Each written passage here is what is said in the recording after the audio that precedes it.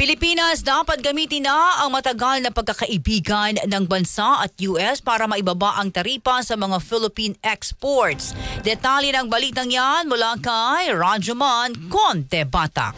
RMN Live Report! Hinimok ni Senator Juan Miguel Zubiri ang Malacanang na gamitin na ang pagiging matagal na magkaibigan ng Pilipinas at Estados Unidos para maibaba pa ang ipinataw na 19% sa mga exports na produkto ng Pilipinas. Kung maaalala, sa naging pagbisita ni Pangulong Bongbong Marcos sa US ay ibinaba ni US President Donald Trump sa 19% mula sa 20% ang taripa para sa Philippine exports.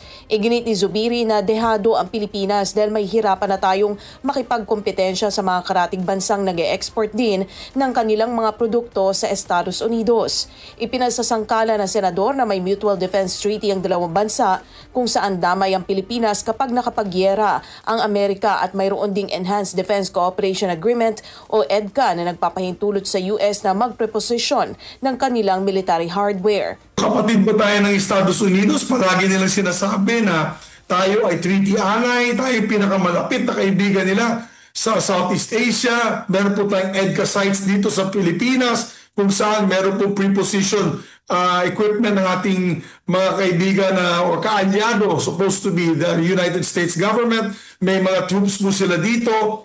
Pero bakit tayo tinatrato ng parang mga kapitbahay namin na medyo mas independent yung foreign stance nila dito sa mga pangyayari sa buong mundo?